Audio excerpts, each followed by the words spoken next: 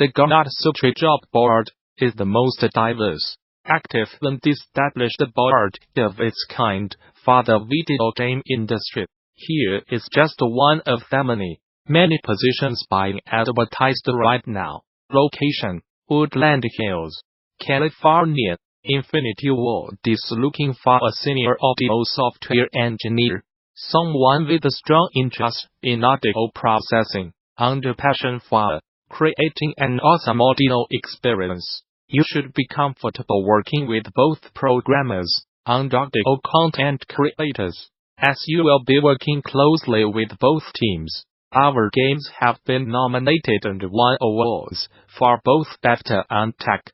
If you want to join a team making true AAA gaming experiences who push the bar for excellence every time, send us your resume. Responsibilities: own the audio technology pipeline and custom audio tool set for our proprietary game engine. Work with audio designers and programmers to design, prototype, and implement new audio features. Develop implementation plans and time estimates for tasks. Work with the content team to meet project requirements within performance and memory budgets. Support and proactively interface with the audio designers. Adhere to team coding standards and best practices. Requirements: audio programming education or experience, 6 years of professional programming experience, proficiency in CC, familiarity with C#key, strong communication and teamwork skills, self-motivated, ability to work independently and efficiently under deadlines, strong math skills, bachelor's degree or equivalent in computer science or engineering. Bonus points: DAP and 3D audio programming experience, experience with middleware solutions, such as Wwise and FMOD, good understanding of multi-threaded programming, experience programming on multiple game consoles, experience with first-person shooters and multiplayer action games. Interested? Apply now. Whether you are just starting out, looking for something new, or just seeing what's out there, the Gamasutra Job board is the place where game developers move ahead in their careers. Gamasutra's job board is the most diverse, most active, and most established board of its kind in the video game industry, serving companies of all sizes, from indie to AAA. Looking for a new job? Get started here. Are you a recruiter looking for talent? Post jobs here. Emmakidwell, at Emmakidwell, is a contributing editor at Gamasutra and Emmakidwell's content for the web. I hardly play any video games, at least in 2018, with the exception of Detroit Become Human, its first and only mention in my GOTY. I missed most of the new hits. I am not sure if it's because 2018 felt like an eternity and drained my desire to do anything. Yikes. But I think I was just too busy, not busy doing anything productive, but finding myself going back to play older games like Overwatch, Drive, Mario, or Jeopardy, instead with my friends and partner. I gravitated toward games with a social aspect. This past year's insert was my first full year working remotely for Gamasutra. Adjusting to a different schedule than your peers is difficult at first, but socializing through games helped a lot. I was also reminded a few days ago that I can write off video game purchases during tax season. So here's to 2019. In no particular order, here are my top 5 games released this year. Florence is a game I have thought about often since playing it toward the beginning of the year. Before diving into why it's a unique experience, I want to applaud the developers for making a game that's the perfect length of time, clocking in at around 2 hours. Florence tells a story about love at a great pace. The game takes the generic formula of a traditional relationship, meeting, falling in love, falling out of love, but tells it in such a compelling way through its effective use of simple mechanics, powerful score, and unique art style.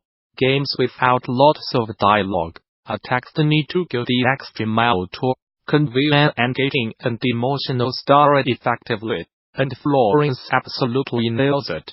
I am not going to give away any story spoilers, because I encourage you to take the time to play it yourself. I will say that Florence is made for mobile, and other short narrative games would find themselves a great home on the platform. Mobile is confined to a very small subset of mechanics: tapping, swiping, or holding an icon on your screen. Those constraints serve as powerful storytelling tools right for innovation.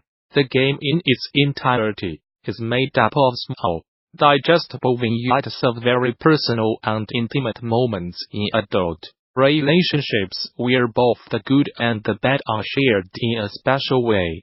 The nice thing about writing a personal GOTY list is that games ported to different platforms get a free pass, which means I can stand on my soapbox to talk about how important a Mortician's Tale is. To start off, this game works incredibly well for mobile. Simple point-and-click mechanics from its PC counterpart transitioned over smoothly to the small screen. I prefer mobile because it felt more personal this time around as I gently guided Bones over to the cremulator. I am not going to talk about how the American funeral industry preys on society's collective fear of death and dying, but a Mortician's Tale will, and not in a ham-fisted, preachy way. The game teaches you about a field often shrouded in misinformation and mystery in a very respectful and engaging way that is so unique to this medium.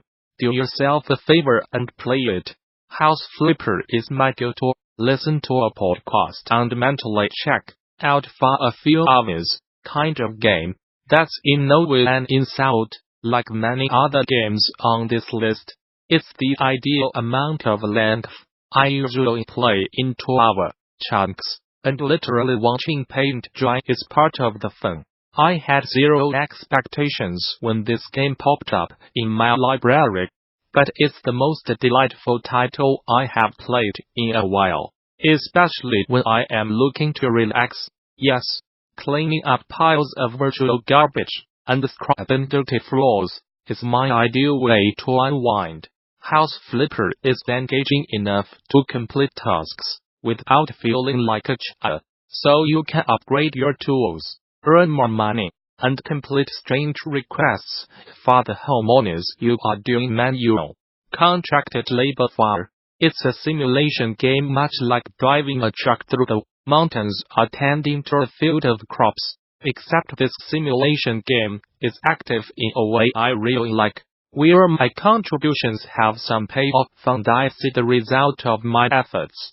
It's a great game to play and come back to multiple times and go right back to stomping a bunch of roaches out.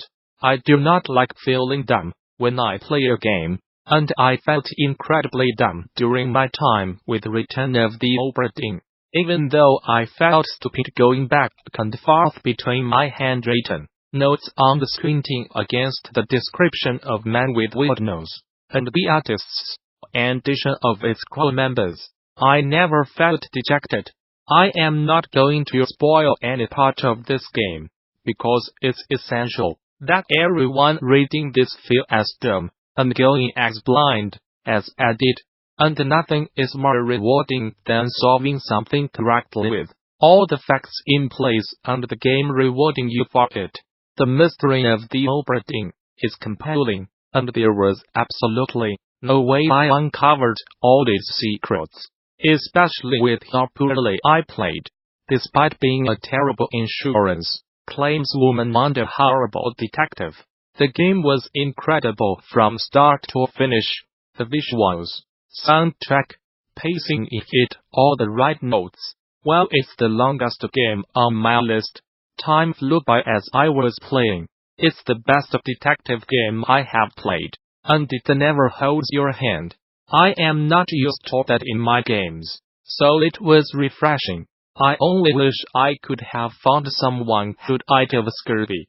The theme of my GOTY list seems to be games that are the perfect amount of length, and a frog detective game is just about an hour long under damn delight. I do want to stand on my soapbox a second and take time to appreciate small games like a frog detective game. Being light-hearted, genuine, and including well-written silly dialogue.